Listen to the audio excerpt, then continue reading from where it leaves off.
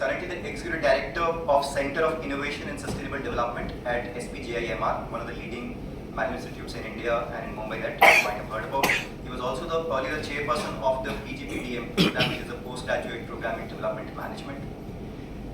But before that, before the academic profile, before the academic task, between 2016 and 2022, Prabhat was associated with Tara Trusts as the senior advisor for partnerships and earlier as the head of partnerships. And even before that, for more than 30 years, Prabhat has worked in leadership roles in for-profit entities in FMCG, telecom and hospitality spaces, much of it in the Tata Group.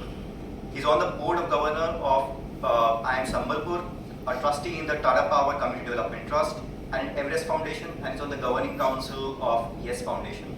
So, academic, corporate sector and philanthropy sector, Prabhat, so happy to have you over here. Please come.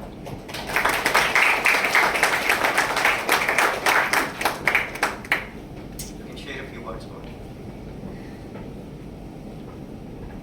Thank you, Shalab. Actually, like you talked about the age, the longer that you talk about the period of work and the different kinds of work, unfortunately, despite my best efforts to look young, I become the uncle. I'm worried one of these days I'll be grandfather.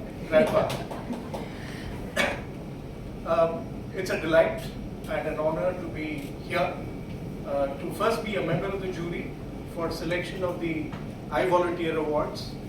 I've had that honor a couple of years back, but it's wonderful to see the growth, the larger participation, the enthusiasm across all the sectors that Shalab just mentioned.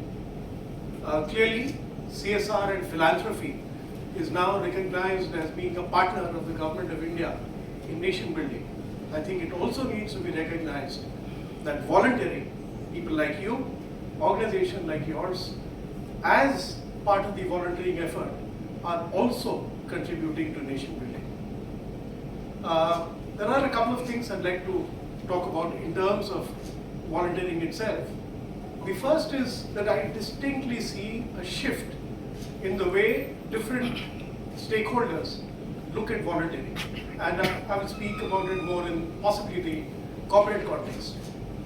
The employee of today, and many of them are just a stage before that, because I teach in this management school, and they'll end up being in managerial and thereafter in leadership roles earlier. They're clearly looking at things beyond just the job and beyond just the package they will get.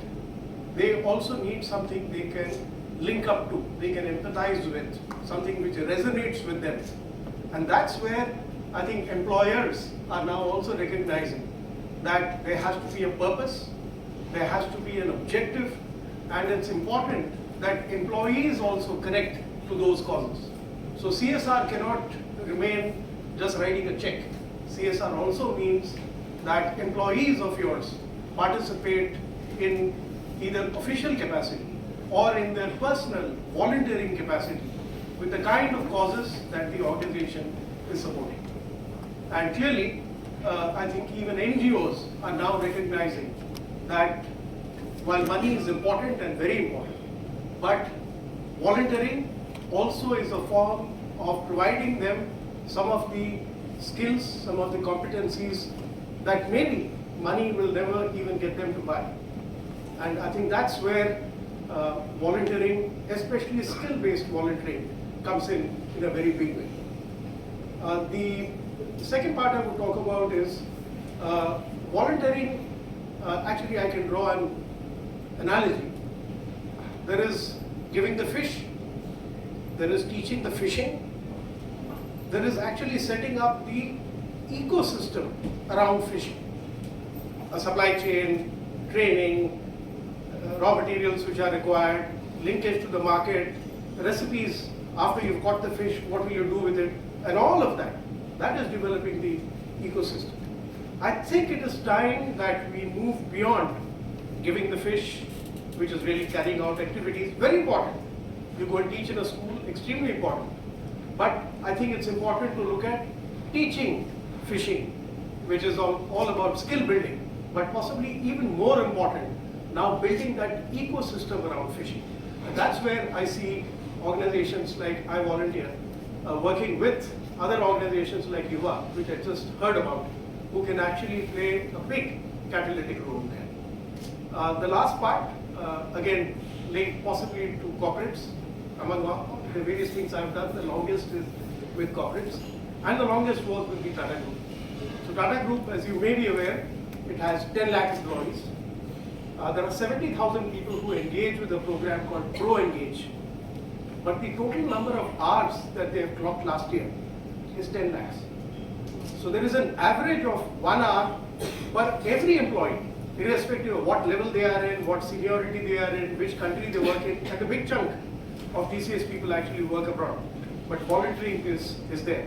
It could be a 4-hour stint, it could be a 6-month-long engagement.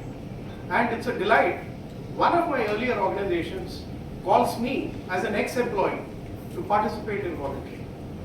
So even family members and ex-employees, in a sense, are requested to join and volunteer when they can. I can only hope that through the efforts of people like Shalabh and iVolunteer and all of you sitting here, this ends up becoming a much bigger and larger movement than what it is today. Thank you, and it's a pleasure to be here.